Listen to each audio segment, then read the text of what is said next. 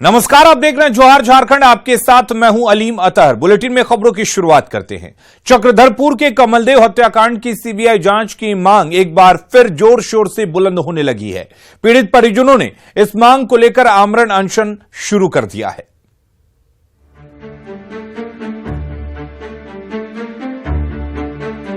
CBI जांच ही हमारा परिवार का मांग है।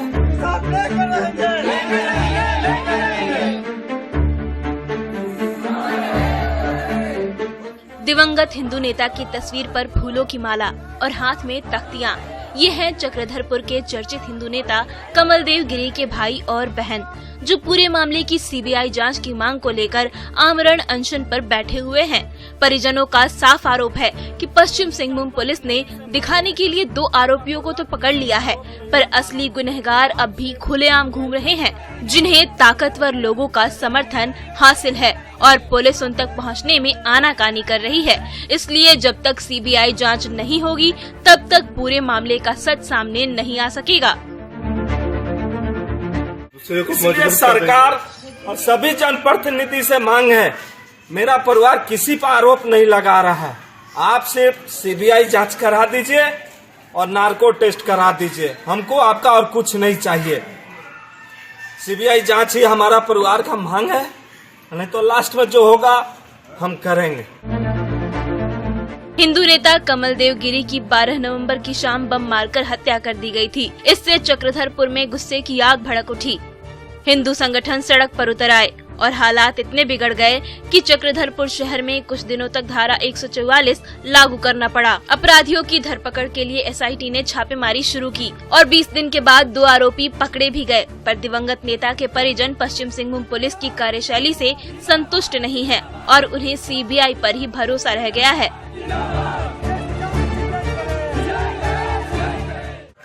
जिसकी कल्पना शायद ही ऐसा कोई आंख होगा जो उसकी इस घटनाक्रम में आंसू नहीं आए होंगे।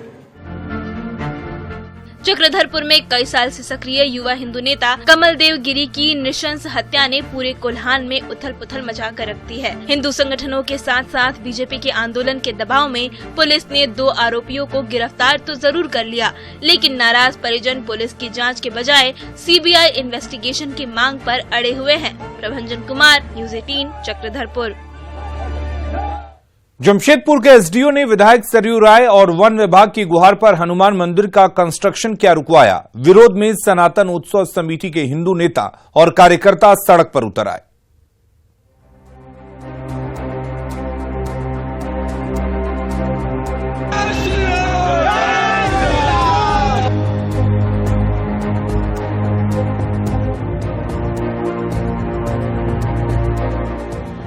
पीपल के पेड़ की छांव में विराजमान भगवान हनुमान और उसके चारों ओर खड़ा बांस के बल्लों का ढांचा। ये नजारा है साक्षी के निर्माणाधीन हनुमान मंदिर का, जिसके कंस्ट्रक्शन पर एसडीओ ने रोक क्या लगाई। विरोध में सनातन उत्सव समिति के हिंदू नेता और कार्यकर्ताओं का हुजूम सड़क पर उतर आया।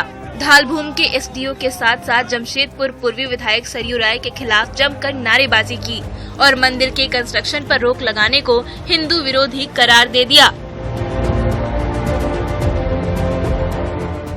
हिंदू धर्म का मंदिर जो विगत 65-60 साल से वहाँ बना हुआ है, अगर हम उसका निर्माण नहीं कर रहे हैं, हम उसका पुनरुद्धार कर रहे हैं। जब हम उसका पुनरुद्धार कर रहे हैं तो उसमें प्रशासन को आपत्ति काहे होगा? क्या ये पाकिस्तान है? क्या वर्तमान सरकार हिंदू विरोधी है? क्या वर्तमान विधायक जो पूर्वी के हैं वो हिंदू विरोधी हैं? सामने आकर के अगर आपको तकलीफ हो तो आप सामने आकर के बात कीजिए और मंदिर का काम रुकवाइए, शरीर खड़ा होकर के। ऐसा छुपा छुपाई वाला खेल ना करें, हिंदुआ बर्दाश्त नहीं करेगा। कुछ दिन पहले ही जमशेदपुर पूर्वी के विधायक सरयू राय ने धालभूम के एसडीओ को पत्र लिखा था, जिसमें उन्होंने सनातन उत्सव समिति पर हनुमान मंदिर के नाम पर पीपल पेड़ काटने की साजिश का आरोप लगाया था। मानगो के वन क्षेत्र पदाधिकारी ने भी एसडीओ से मंदिर कंस्ट्रक्शन के दौरान पीपल पेड़ को हो रहे नुकसान से बचने की गुहार लगाई थी। इन दोनों पत्रों पर कार्रवाई करते हुए एसडीओ ने मंदिर का कंस्ट्रक्शन क्या रुकवाया, हिंदू नेताओं का पारा चढ़ गया।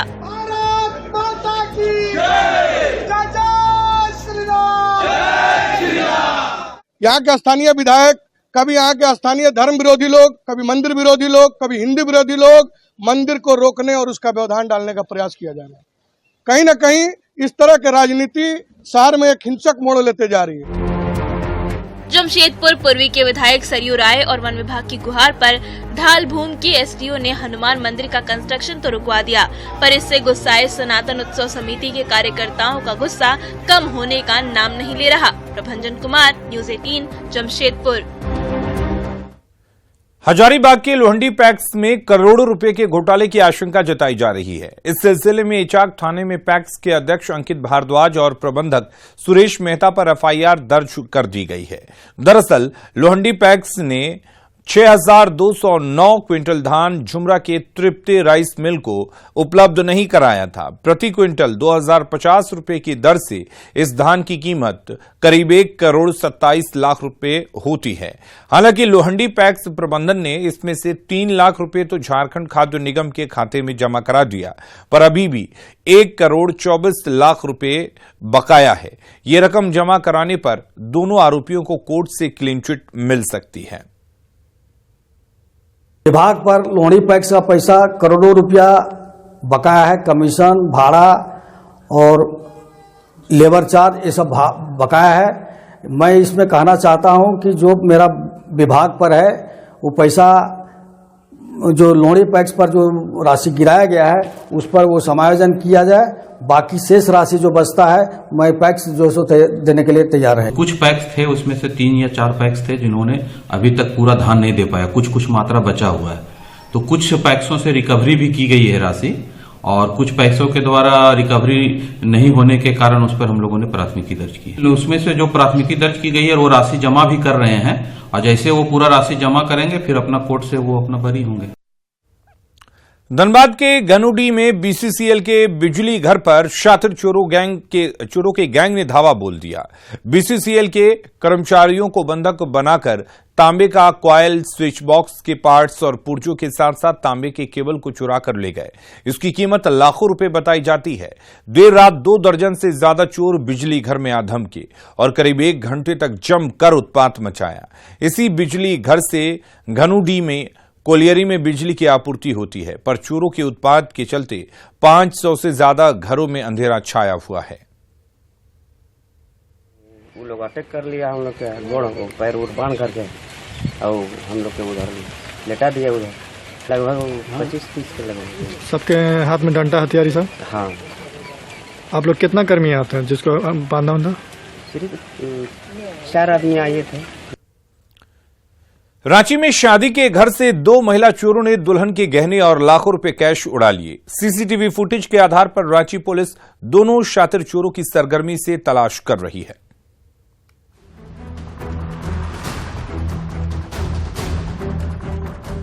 हाथ में कीमती गहनों और कैश से भरा बैग थामे युवती तेज कदमों से बढ़ी चली जा रही है।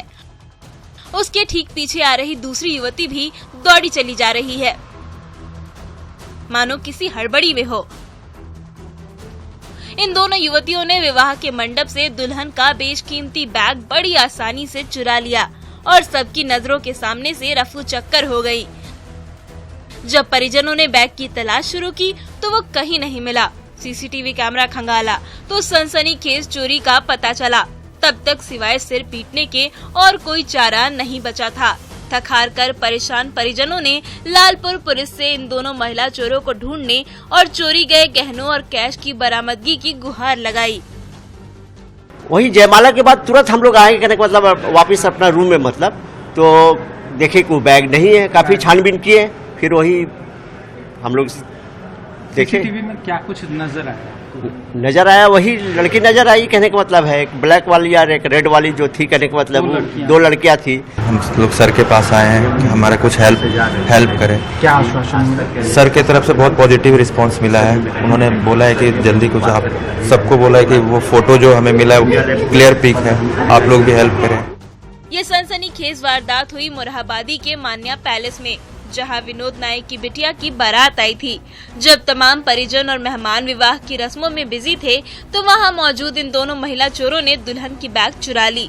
इस बैग में 10 लाख रुपए की गहने के साथ साथ लाख रुपए कैश भी भरे हुए थे।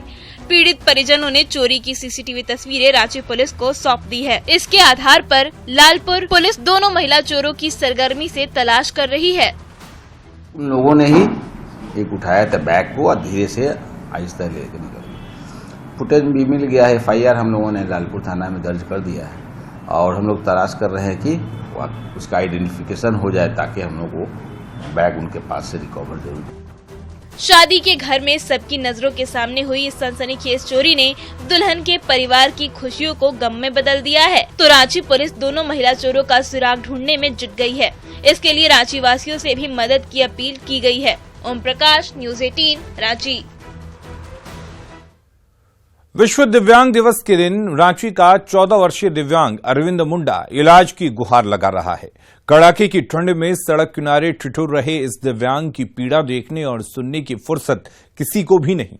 हालांकि स्थानीय ग्रामीणों की गुहार पर चाइल्ड वेलफेयर कमेटी भी एक्शन में आई, पर दिव्यांग की बीमारी का इलाज अब तक शुरू नहीं हुआ।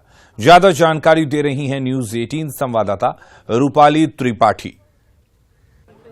देश भर में विश्व दिव्यांग दिवस मनाया जा रहा है। वहीं रांची के कांके इलाके का एक नजारा ऐसा भी जहां पर 14 वर्षीय लड़का कड़ाके की ठंड में बैठा हुआ है, दिव्यांग स्थिति में है, हाथ और पैर से असहाय है, लेकिन मदद के लिए अब तक इस तक कोई नहीं पहुंचता है। सामने तस्वीरों में आप देखेंगे कैसी परेशानी है। आप बाहर जमीन पर सोए हुए हैं, घर नहीं है? नहीं। कितना दिन से बीमार हैं? 2 साल। आगे क्या चाहिए? ठीक होना चाहते हैं। इलाज करवाना है? हाँ। हाँ। आपको कोई मदद के लिए आया था, क्या हुआ? कुछ हो पाया? ना। क्या दिक्कत है शरीर में?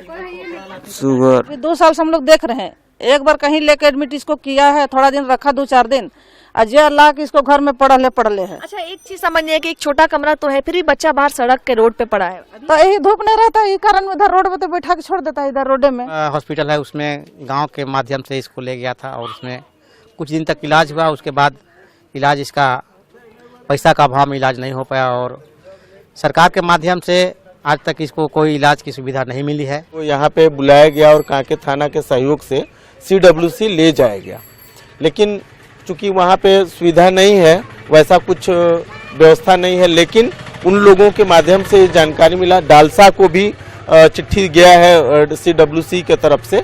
उसके बाद रिम्स के जो डायरेक्टर हैं उनको भी गया है। इसको हॉस्पिटल ले जाना है, उसका देखो इलाज चाहिए। इलाज चाहिए। बाहर कम से कम ये ठेकरोदा मारते हैं ना, तो उस टाइम बैठाते हैं बिहान 8 बजे सुबह और सांझ को 2 बजे तय रहता है। आज करीबन 10 से 15 दिन हो गए हैं और बच्चे की हालत जस का तस है। बच्चा जो है वो प्रतिदिन डेटोरिएट करते चला जा रहा है। बता दें, इसके हिसाब जानकारी के मुताबिक झारखंड राज्य में एक भी ऐसा बाल संरक्षण के पास जगह नहीं है जहां पर असहाय फिजिकली चैलेंज लोगों को, बच्चों को रखा जा सके। एक भी प्रोविजन नहीं है, जिसके वजह से जितने भी फिजिकली असहाय बच्चे होते हैं या लोग होते हैं उन्हें बाहर ही रखना पड़ता है और इलाज कर वापस भेजना पड़ जाता है। रूपाली त्रिपाठी, न्यूज़ 18, रांची।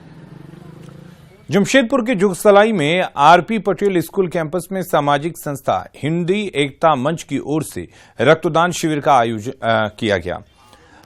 इस मौके पर केंद्रीय मंत्री अर्जुन मुंडा और बीजेपी सांसद विद्युत वरण महतो ने रक्तदाताओं की हौसला अफजाई की, साथ ही रक्तदान को महादान करार दिया। शिविर में कई युवाओं ने रक्तदान किया। के दिन में युवाओं को इस संकल्प के साथ रक्तदान करना चाहिए कि ये दान वास्तविक दान है। ये दान जो अपने शरीर से, जो प्राकृतिक शरीर है, उससे आप दे रहे हैं। सिमडेगा के कोलेबिरा में पूर्व अंतर्राष्ट्रीय हॉकी खिलाड़ी जस्टिन केरकेट्टा का निधन हो गया। केरकेट्टा ने वर्ल्ड कप हॉकी के साथ साथ कई अंतर्राष्ट्रीय प्रतियोगिताओं में देश का प्रतिनिधित्व किया था। वो पिछले कई साल से कोलेबिरा में रह रहे थे। वहीं पर उन्हें अचानक हार्ट अटैक आया। परिजन उन्हें इलाज के लिए रांची ले जा रहे थे, रास्ते में उन्होंने दम तोड़ दिया। उनका अंतिम संस्कार कल अगरमा पंचायत के करकोटोली में किया जाएगा। केरकेट्टा के निधन से खेल जगत में शोक की लहर है।